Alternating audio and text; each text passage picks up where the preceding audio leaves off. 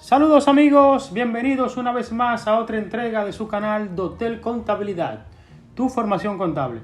Hoy estaremos compartiendo el tema de el instructivo de cómo hacer la declaración jurada del régimen simplificado de tributación RST para las personas físicas acogidas al método de ingresos. Muy importante este tema, este es el mes para hacer esta declaración. Y la declaración jurada del régimen simplificado de tributación RST, básicamente para hacer su declaración nos vamos a través de la página de la www.dgi.gov.do y le damos clic al link donde dice oficina virtual. Luego, una vez hacemos clic, ingresamos a la oficina virtual, en la parte de acceso, colocando su usuario y contraseña, le dan a Enter y luego entran. Una vez están dentro ya con su perfil, en el menú de declaraciones, en el lado izquierdo, en declaraciones juradas, selecciona la declaración RST. Como vemos aquí, selecciona, da un clic ahí, lo que está sombreado en rojo. Una vez hace clic, luego pulsa la declaración, presentar declaración, perdón. El sistema te mostrará las declaraciones que corresponden. En este caso es el formulario RCT-R01. Una nota: en caso de que hayas enviado la declaración y desees consultarla, pulsa consultar tu declaración. Aquí lo veremos, básicamente. Aquí es. Una vez pulsamos presentar declaración, veremos cómo se completa ya la declaración jurada. Y básicamente el campo número 1 nos indica los datos básicos. Estos campos se completan automáticamente según las informaciones de su RNC. Esto lo trae por default el sistema. Y el campo número 2, que es la parte donde están los ingresos sujetos a este régimen tributario. Dentro de estos están los ingresos por ventas, los ingresos por servicios, los ingresos por alquileres, ingresos por honorarios profesionales, ingresos por comisiones y otros ingresos. Pero vamos a conocer qué significa cada uno de esos tipos de ingresos. Los ingresos por ventas son el monto total de los ingresos por las ventas realizadas durante un año a declarar, ¿verdad? Básicamente. Y los ingresos por servicio, el total de los ingresos por los servicios prestados durante ese año. Los ingresos por alquiler son todos aquellos ingresos recibidos por ese concepto de alquiler. Los ingresos por honorarios profesionales, los honorarios se refieren al pago que recibe una persona que ejerce su profesión de manera independiente. Debe tener las facturas con su comprobante fiscal que sustenten estos ingresos. Esto es muy importante. Si tú estás brindando un servicio de un honorario profesional, debe dar un comprobante fiscal por cada uno de esas facturaciones que hiciste. La otra es ingreso por comisiones. Este es el monto total de los ingresos por comisiones recibidos durante un año a declarar. Y los otros ingresos son todos aquellos ingresos percibidos que no haya declarado diferente a esos ingresos mencionados anteriormente. Y la casilla total de ingresos sujetos a este régimen es la suma de todas las casillas que hemos mencionado. Esto el formulario lo hace automáticamente. Como vemos aquí, básicamente, cada una de esas, ese total automáticamente lo trae la suma de todo lo que tú coloques ahí. Ahora pasamos al campo número 3, que son los ingresos no sujetos a este régimen tributario, como son los ingresos por salario, los ingresos por intereses provenientes de entidades financieras y los dividendos. Básicamente, aquí vemos que los ingresos por salario, esta casilla se completa automáticamente con el monto de ingresos percibidos durante un ejercicio fiscal. El salario se refiere a todo pago que recibe de manera periódica de una persona que trabaja en relación de dependencia para uno o varios empleadores. Los ingresos por intereses provenientes de entidades financieras son aquellos ingresos recibidos por concepto de intereses, por inversiones realizadas en entidades financieras durante un año. Los intereses se refieren al porcentaje de dinero que se obtiene como beneficio de los ahorros o créditos en inversiones de bolsa de valores, fondos de inversiones y entre otras cosas.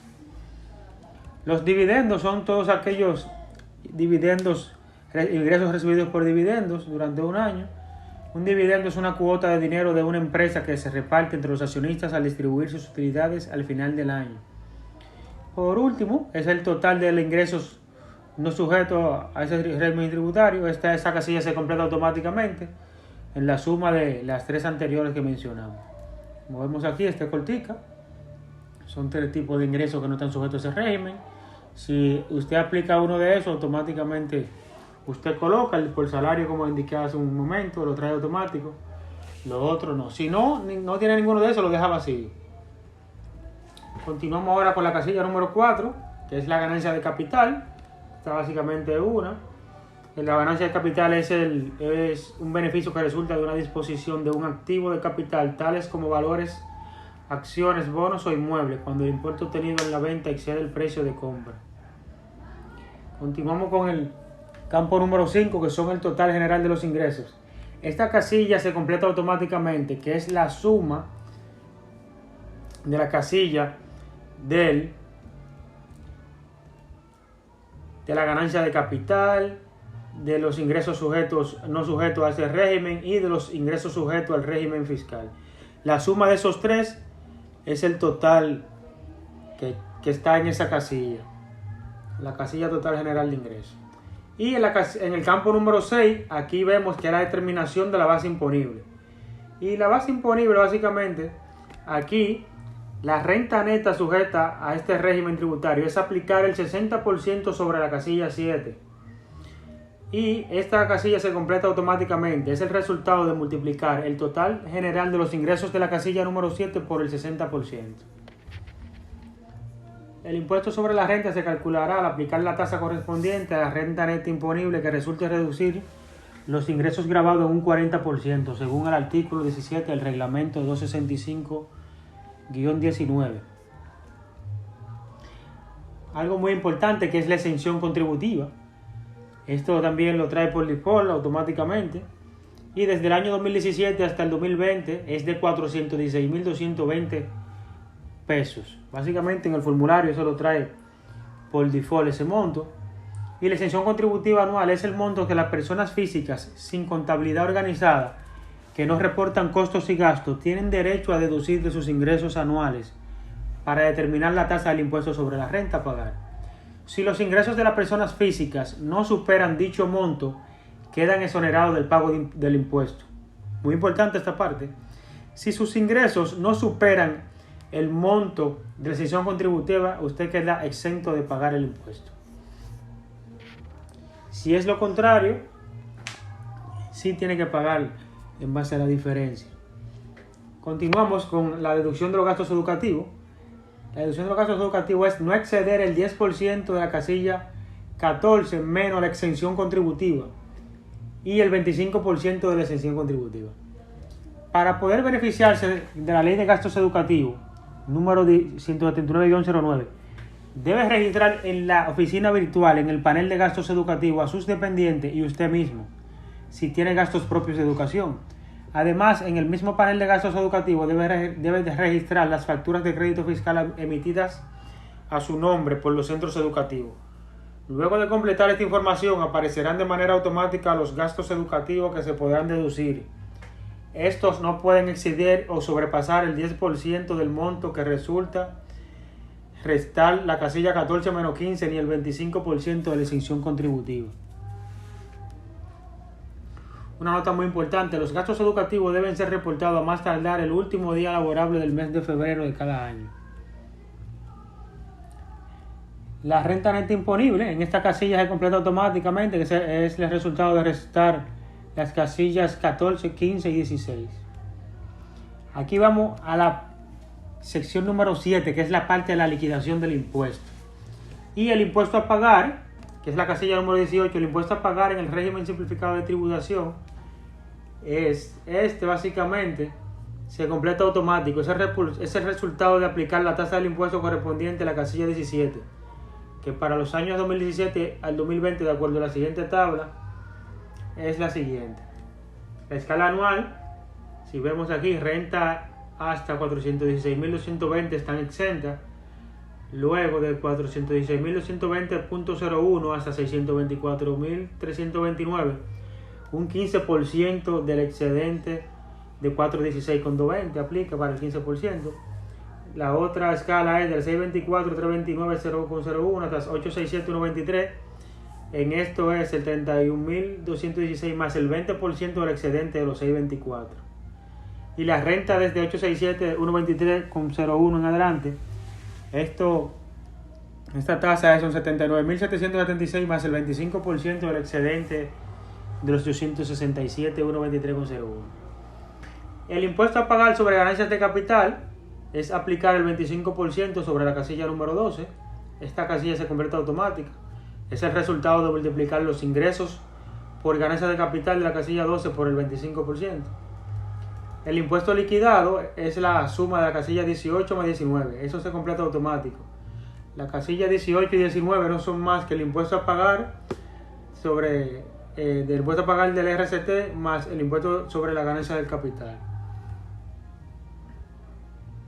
Los anticipos pagados, esta casilla también se completa automática con el montos pagados de los anticipos durante el año. Los anticipos son los pagos que se realizan de la liquidación del impuesto sobre la renta del año anterior y se divide en 3 cuotas, un 50% en junio, un 30% en septiembre y un 20% en diciembre. Puede ser pagado de manera directa un pago o asumir la división de dichas cuotas. La casilla número 22 es la retención de impuestos sobre la renta por servicios a terceros no estatales.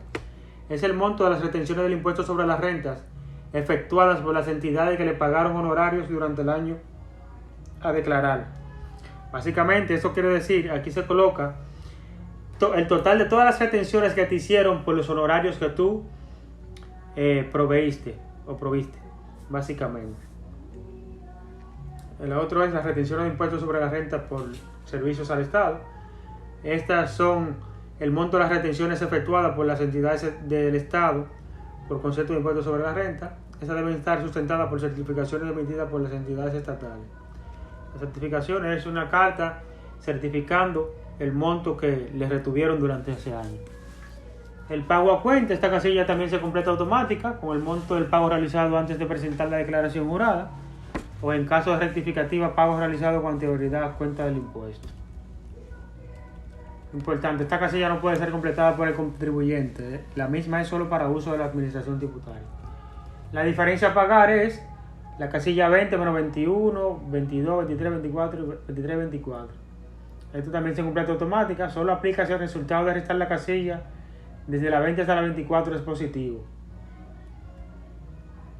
Mora por anticipos no pagados. La mora se produce por no haber pagado los anticipos dentro de la fecha límite de pago correspondiente. Las penalidades son computadas hasta la fecha límite de presentación de la declaración jurada. En caso de anticipo dejado de pagar en su fecha hábil, aplica un 10% de recargo por el primer mes o fracción de mes, más un 4% adicional por cada mes o fracción de mes, en atención al artículo 252 del Código Tributario y su modificación.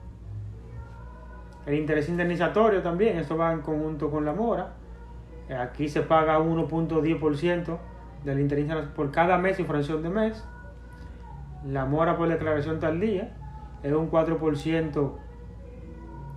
Se aplica un día en el primer mes, más un 4% adicional por cada fracción de mes. Igual el interés indemnizatorio. Y el total a pagar, esta casilla se completa automáticamente, sumando desde la 25 hasta la 26. Cuando termine de completar la declaración jurada, haga clic en aceptar el juramento, aquí donde está la flechita roja, y luego pulse enviar. En el caso de que desee guardar la declaración para continuar luego, pulse el botón guardar. Si desea borrar toda la información que haya colocado, pulse el botón restaurar. Luego de pulsar enviar, le aparecerá una ventanilla indicándole si está seguro de enviar su declaración jurada. Si está seguro, pulse enviar declaración. El sistema le mostrará un número de recepción. Puede imprimir la constancia del envío pulsando aceptar y luego imprimir constancia. Y ya vimos la parte teórica. Ahora vamos a hacer un ejemplo con el formulario en vivo, básicamente. Vamos a asumir que mis ingresos por honorarios profesionales del año 2020, durante todo el año 2020, fueron por 700,000 pesos. Perdón, 700,000. Pongo los 100,000. Básicamente no tengo ingresos por venta, mis únicos ingresos fueron por honorarios profesionales. Si ven aquí, automáticamente se sumó 700,000. No tengo ingresos por salario, ni ingresos por intereses ni dividendos, lo dejo vacío. No tengo ganancias de capital tampoco. Mi total de ingresos son 700.000. Ahora, la determinación de la base imponible, la renta neta sobre este régimen es aplicar el 60% de la casilla número 8, el 70% de los 700.000, el 60 son 420. Como le dije aquí, la exención contributiva son 416.220 que lo trae el formulario por default.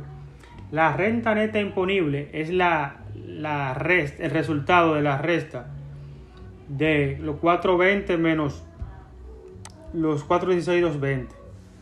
Básicamente la renta neta imponible son 3.780. Y yo, aquí en la liquidación del impuesto, el impuesto a pagar por este régimen serían 567 pesos. Pero, aquí en esta parte, tengo que colocar, vamos a asumir que me hicieron retenciones por 70.000 pesos. Ahora mi diferencia a pagar es 0. Y si verificamos, mi total a pagar es 0. Y si por casualidad de la vida, vamos a hacer el caso hipotético de que no me hagan retenciones, yo pusiera 0, nada más tuviera que pagarse 567 pesos, básicamente. Pero siempre por un servicio de honorario profesional, siempre a quien tú le factures está en la obligación de hacerte la retención del 10% por los servicios prestados por profesional, como lo establece la ley, básicamente. Y hasta aquí nuestro video del día de hoy. Si te gustó, regálame un like, recuerda activar la campanita y no olvides suscribirte. Hasta la próxima.